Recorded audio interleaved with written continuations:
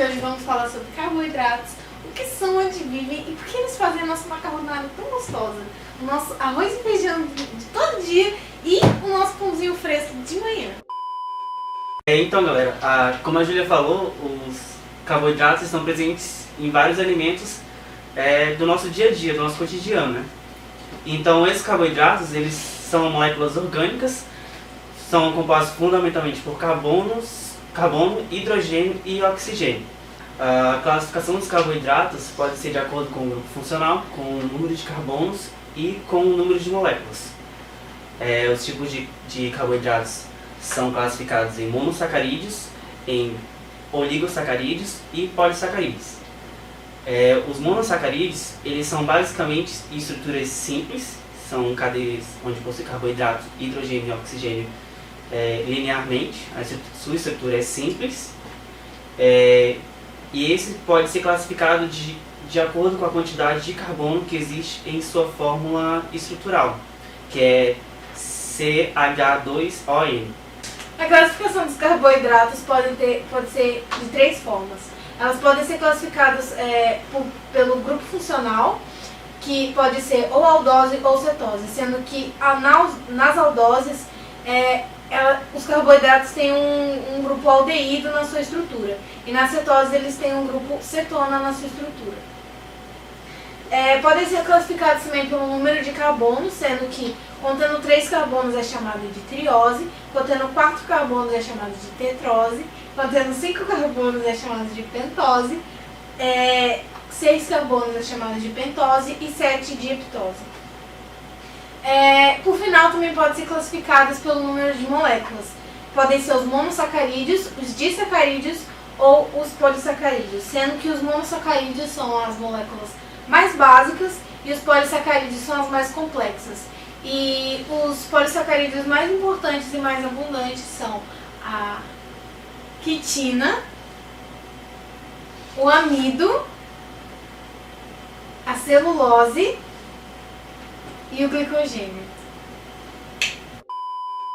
As pessoas passaram a consumir ainda mais alimentos ricos em carboidratos, que é o caso que nós vamos citar de um vício extremo.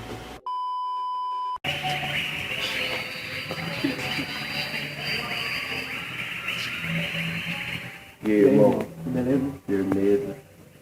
Qual é? Tem bala aí? Ó, seguinte, tô com uma da boa aqui, que vai ficar doidão, ó, eletrizado. Tem que ser da boa mesmo. Ó, essa daqui veio lá do canavial, viu? Cadê? Toma cuidado com isso daqui, beleza? Toma cuidado. Semana que vem tem mais. Aproveita lá, viu? Tem que fornecer energia rápido, hein? Falou. Beleza, quero ser. Mas nem todos os casos são tão extremos como esse. Normalmente a gente vê casos como os do nosso amigo Gordinho.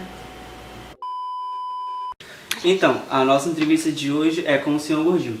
Sr. Gordinho, qual é a sua alimentação diária? Então, eu acordo de manhã, como 7 pão com mortadela.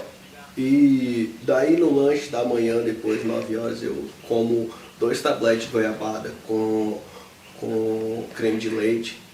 Na hora do almoço eu como arroz, macarrão, eu como farofa. E daí eu como de salada, eu como um tomate. No lanche da tarde eu vou ali na padoca com uma coxinha, pastel, 2 litros de Coca-Cola e um pouco antes de dormir eu como metade do bolo que minha mulher faz com meio litro de Coca-Cola. E é assim meu dia a dia, né, minha alimentação. Então, há quanto tempo o senhor consome produtos industrializados? Isso é uma história longa, porque desde os 4 anos de idade minha mãe fazia 2 mamadeiras de Neston pra mim. E no decorrer do dia eu tomava 2 copão de Nesquik, fora as outras porqueiras que ela me dava, né? E isso foi crescendo dentro de mim, literalmente, você pode ver. Porque quando cheguei na minha adolescência, meus 15 anos, eu pesava 120 quilos, porque eu comia muito. Hoje em dia eu também como bastante, mas antigamente eu comia bem mais, né? Era um vício mesmo, mas eu consegui me libertar, né? E hoje em dia eu tento me manter né, uma dieta razoavelmente saudável, como eu falei mais cedo, né? O senhor pretende mudar essa situação? Então, eu acho que não, né? Porque já estou acostumado, já é do meu dia a dia, acordar de manhã cedo, comer 7 pão. E, assim, é muito difícil mudar. Eu não me vejo fazendo exercício, entendeu? Eu sou uma pessoa sedentária, eu gosto bastante de comer essas coisas da rua, essas porqueiras, assim.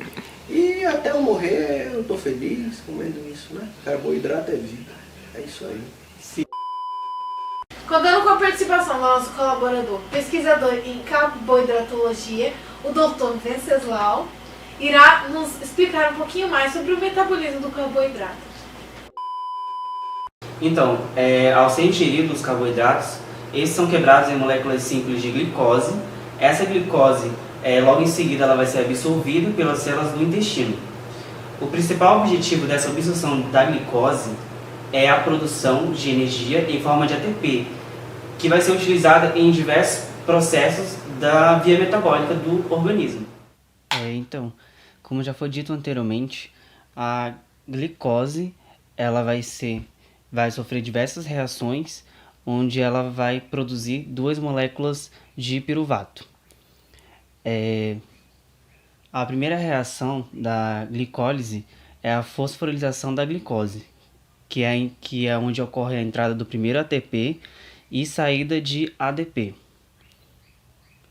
Na primeira reação da glicose, ocorre a fosforilação oxidativa, onde será catalisada pela enzima hexoquinase, onde o hidrogênio do carbono 6 é substituído pelo fosfato, sendo necessário colocar o fosfato porque ele tem carga negativa. E isso impede que ele passe pela membrana plasmática devido a esse possuir uma região apolar.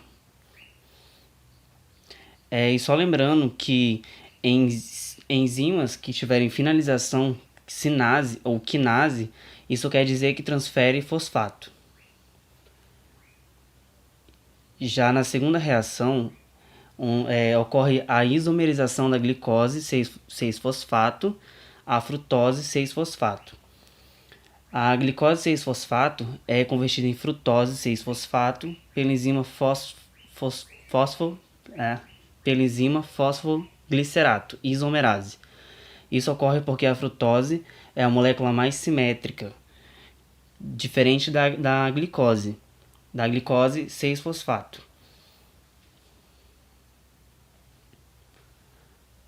E essa simetria ela auxilia na preparação para as outras reações. Na terceira reação, que é a reação da fosforilação da frutose 6-fosfato, há um gasto de ATP. Então, na terceira reação, a frutose 6-fosfato é convertida pela enzima fósforo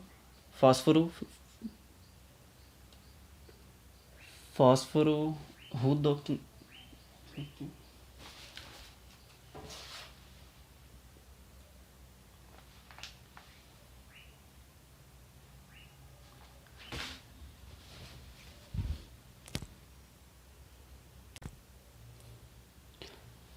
Na terceira reação, a frutose 6-fosfato é convertida pela enzima fosfofrutoquinase para frutose 1,6-bifosfato. 1,6-bifosfato por quê? Porque o fosfato do carbono 6... Na terceira reação, a frutose 6-fosfato é convertida pela enzima fosfofrutoquinase para frutose 1,6-bifosfato. 1,6-bifosfato porque, além de já existir o fosfato no carbono 6, essa molécula também terá no carbono 1. Isso ocorre para que a molécula se torne mais simétrica ainda. Na quarta reação, ocorrerá a clivagem da frutose 1,6-bifosfato em 2 trioses fosfatadas.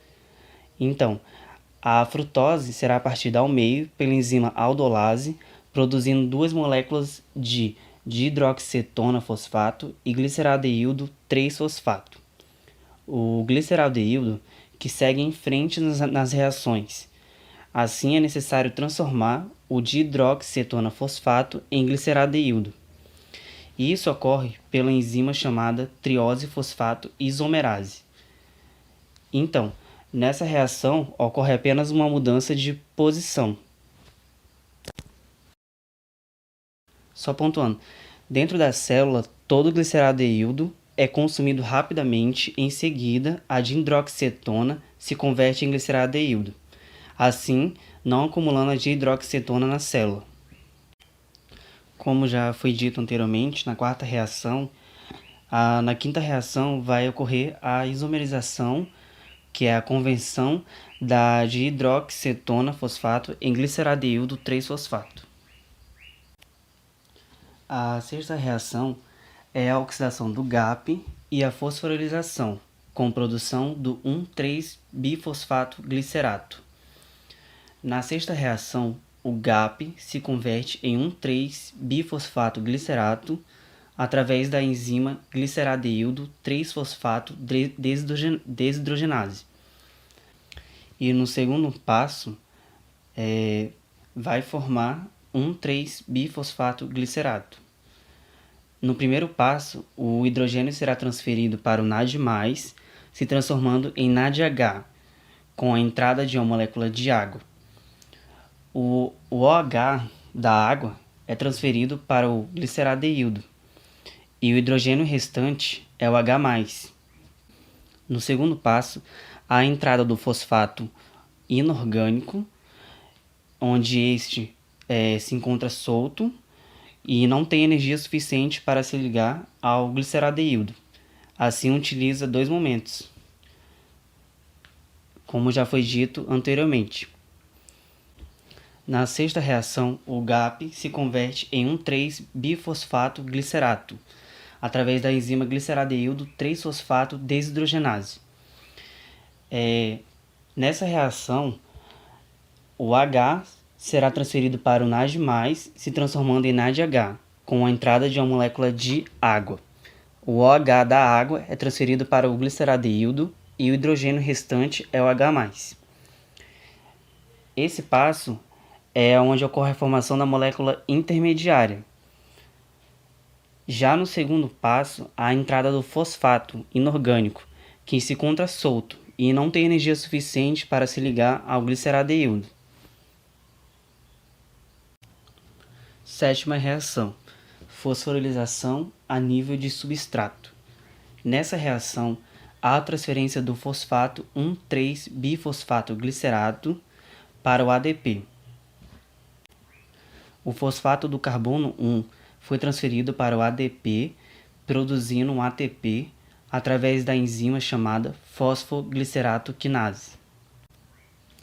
Nesse momento, a célula oxidou o gliceraldeído, utilizando essa energia para 1,3-bifosfato glicerato, seguindo de uma retirada para o 3-fosfogliceradeído, devido ao fosfato inorgânico ser pobre em energia. Oitava reação, isomerização, transferência do grupo fosforil do carbono 3 para o carbono 2 do fosfoglicerato, através da enzima chamada fosfoglicerato mutase. Esse processo ajuda na formação do ATP, causando uma repulsão do O- da molécula de 2-fosfoglicerato e o fosfato do carbono 3, assim facilitando a quebra da molécula.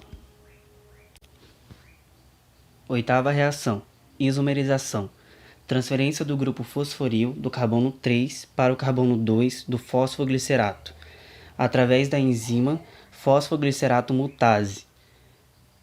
Esse processo ajuda na formação do ATP, causando uma repulsão do O- da 2-fosfoglicerato e o fosfato do carbono 3, assim facilitando a quebra da molécula.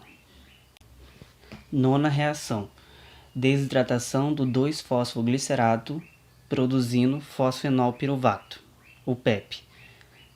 Nessa reação ocorre a saída de uma molécula de água, transformando em fosfoenolpiruvato. Décima reação, fosforilização a nível de substrato. Nessa reação, ocorre a transferência do fosfato do fosfenol piruvato para o ADP, formando o piruvato mais a molécula de ATP. Oxidação do piruvato. O piruvato, formado a partir das reações da glicólise, pode seguir dois caminhos diferentes após a sua formação, dependendo das condições do meio. Em condições anaeróbicas, forma-se produtos de fermentação, como o etanol no caso da fermentação alcoólica, e ácido lático na fermentação lática. Em condições aeróbicas, forma-se o acetil-coenzima A, que vai entrar no ciclo do ácido cítrico. Então, só lembrando, na oxidação do piruvato vai ocorrer a respiração aeróbica, que vai formar o etanol e o lactato, como já foi dito. Esse processo vai ocorrer no citoplasma. Já a respiração anaeróbica, onde vai produzir a acetil-coenzima A, ocorre na mitocôndria, principalmente no ciclo do ácido cítrico. Principalmente não. A acetil-coenzima A vai ser utilizada no ciclo do ácido cítrico. O primeiro destino do piruvato é a glicose anaeróbica.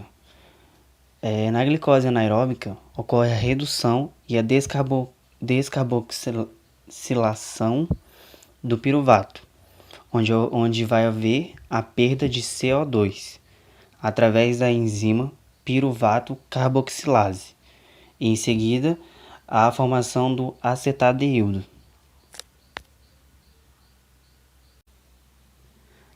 No acetadeído há a entrada de NAD com saída de NAD+.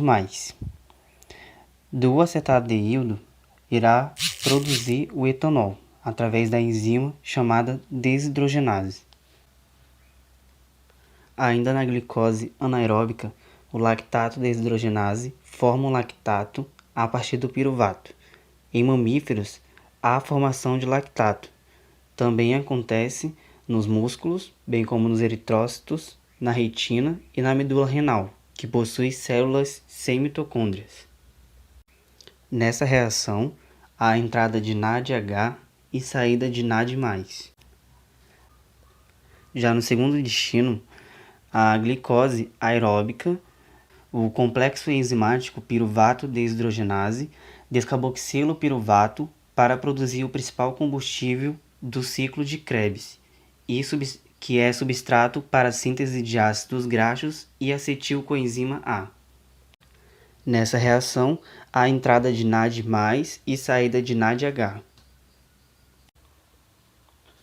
Como já vimos anteriormente, o primeiro passo para a formação de energia é a glicólise, e o segundo, que será explicado agora, é a respiração celular, ciclo do ácido cítrico, ou também conhecido como de Krebs.